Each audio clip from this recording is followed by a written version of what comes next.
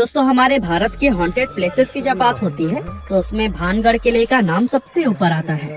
राजस्थान में मौजूद इस 500 साल पुराने किले का लोगों में कुछ ऐसा खौफ है कि यहाँ पर लोग दिन में भी जाने से कतराते हैं और यहाँ तक कि कहा जाता है कि रात के समय में जो कोई भी इस किले में जाता है वो फिर कभी भी वापस लौटकर नहीं आता। इसीलिए सरकार ने भी खुद बाकायदा बोर्ड लगाकर रात के समय में इस किले में जाने से प्रतिबंध लगाया हुआ है।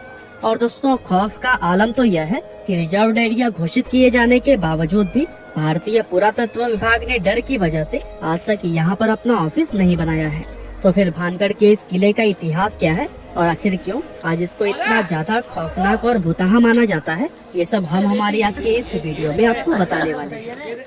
दोस्तों भानगढ़ के इस किले का निर्माण आमेर के शासक राजा भगवान दास ने सन 1573 में अपने छोटे बेटे माधो सिंह के लिए करवाया था। उस समय यह किला पूरी तरह से खुशहाल हुआ करता था और इस किले के अंदर व इसके चारों तरफ लोगों की घनी आबादी रहा करती थी। लेकिन फिर अचानक एक ऐसी अनहोनी हुई जिससे कि इस किले की खुशियां हमेशा के लिए खत्म हो गई और एक समय खुशहाल नजर आने वाला यह विशाल किला एक भुतहा जगह में बदल गया। लोगों के मन में इस किले का ऐसा खौफ बैठ गया कि उन्होंने इसे छोड़ना शुरू कर दिया, जिसका नतीजा यह हुआ कि यह किला और इसके आसपास का इलाका पूरी तरह से वीरान हो गया।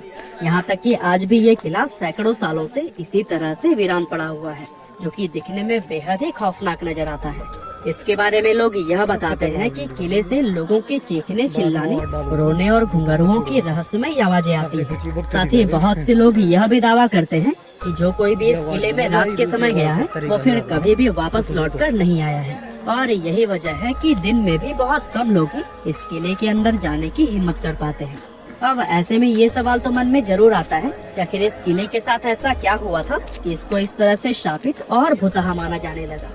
असल में इस किले के हॉन्टेड होने के पीछे लोगों द्वारा एक नहीं बल्कि कई अलग अलग कहानियां बताई जाती हैं। लेकिन उन सभी में सबसे फेमस, जिस पर लोगों द्वारा सबसे ज्यादा भरोसा किया जाता है, वो है राजकुमारी रत्नावती की कहानी। कहते हैं कि जब इस किले का निर्माण करवाया गया था तब इसमें रत्नावती नाम की एक बेहद खूबसूरत राजकुमारी रहा करती थी। उस समय राजकुमारी रत्नावती की उम्र 18 साल थी और उनकी खूबसूरती की चर्चाएं दूर दूर तक हुआ करती थी। उनकी सुंदरता की वजह से ही बहुत से अलग अलग सियासतों के राजकुमार उनसे शादी करने की इच्छा रखते थे, जिसके चलते अक्सर ही राजकुमारी रत्नावती के लिए शादी के प्रस्ताव आते ही रहते थे। लेकिन राजकुमारी ने तब तक किसी के भी प्रस्ताव को स्वीकार नहीं किया था।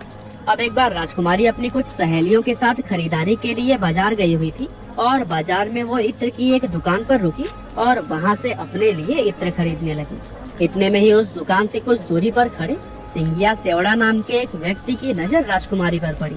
सिंघिया सेवड़ा उसी राज्य का रहने वाला था और वो काले जादू का महारथी माना जाता था। राजकुमारी रत्नावती की सुंदरता को सिर्फ एक नजर में देखते ही सिंघिया उन पर पूरी तरह से फिदा हो गया और वो टकटकी लगाए राजकुमारी को घूरता रहा और उसी पल उसने अपने मन में यह तय कर लिया कि वो राजकुमारी को किसी भी कीमत पर हासिल करके रहेगा। अब चूंकि वो तंत्र मंत्र और काला जादू जानता था, इसीलिए उसने राजकुमारी के पसंद किए हुए इत्र की बोतलों में से एक बोतल चुपके से उठाई और उस बोतल पर कुछ तंत्र मंत्र करके उसे धीरे से वापस उसी जगह पर रख दिया। असल में वो अपने तंत्र विद्या के मदद से राजकुमारी को अपने वश में करना चाहता था और उसका ये प्लान काफी हद तक सफल भी हो गया, क्योंकि राजकुमारी ने उसे इत्र के साथ छेड़छाड़ करते हुए देखा भी नहीं था। और फिर राजकुमारी इत्र की शीशी लेकर अपने किले की तरफ वापस जाने लगी। साथ ही सिंघिया सेवड़ा भी छिप छिप कर राजकुमारी का पीछा करने लगा। हालांकि अभी राजकुमारी सिर्फ कुछ दूर पहुंची ही थी, तभी उनकी एक सहेली ने उन्हें बताया कि एक अनजान व्यक्ति ने इत्र की शीशी पर तंत्र मंत्र किया हुआ है। असल में राजकुमारी की उस सहेली ने सिंघिया सेवड़ा को इत्र की शीशी पर काला जादू करते हुए देख लिया था, लेकिन वो डर की वजह से दुकान में कुछ भी नहीं बोल पाई थी। अब राजकुमारी को जैसे ही काले जादू की बात पता चली, उन्होंने वो इत्र की शीशी रास्ते में पड़े हुए एक विशाल आकार के पत्थर पर दे मारी। पत्थर पर पड़ते ही वो शीशी टूट गई और सारा इत्र उसी पत्थर पर बिखर गया। और दोस्तों इस तरह से इत्र पर किया गया वो काला जादू उस पत्थर में आ गया, जिसके बाद से वो पत्थर खुद ब खुद लुढ़कते हुए सिंघिया सेवड़ा की तरफ बढ़ने लगे। दरअसल सिंघिया ने उस इत्र पर ऐसा जादू किया था कि जो भी कोई उस इत्र को लगाता वो खुद ही उस तांत्रिक सिंघिया की तरफ खींचा चला आता। और चूंकि वो इत्र पत्थर पर लग गया था, इसीलिए वो पत्थर तेजी से उसकी तरफ ही बढ़ने लगा।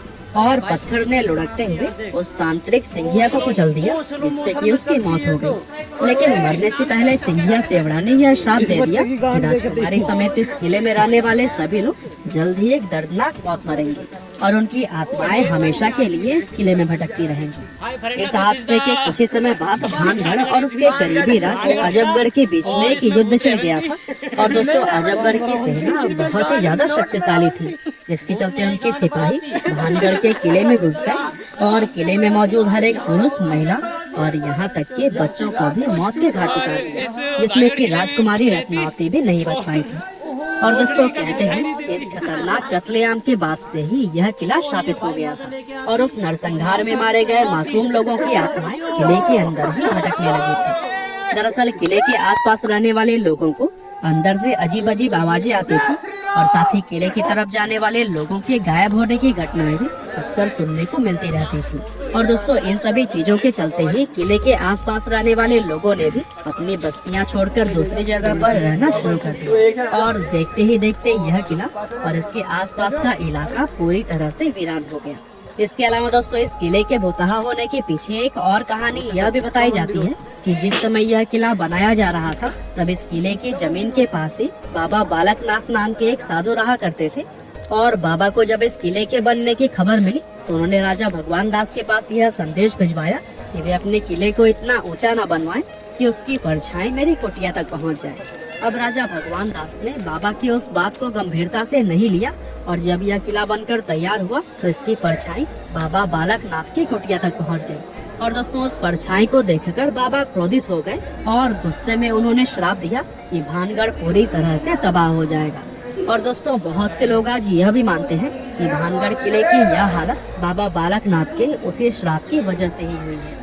इसके अलावा एक कहानी तो यह भी बताई जाती है कि भानगढ़ में एक युद्ध हुआ था, जिसमें कि भानगढ़ के सिपाही पूरी तरह से हार गए थे, लेकिन भानगढ़ के राजा और उनके परिवार के दूसरे लोग अपनी जान बचाकर वहां से भागने में कामयाब रहे। अब चूंकि उन लोगों ने किले के अंदर अपना काफी सारा खजाना छिपाया हुआ था, इसीलिए दुश्मनों से उस खजाने को बचाने के लिए एक झूठ फैलाया गया कि यह किला पूरी तरह से शापित है और अगर कोई व्यक्ति इस किले में जाएगा तो उसकी तुरंत ही मौत हो जाएगी। और दोस्तों, इस तरह से खजाने को बचाने के लिए फैलाई गई यह अफवाह लोगों ने सच मान ली और भानगढ़ का यह किला हमेशा के लिए हॉन्टेड समझा जाने लगा। वैसे वजह चाहे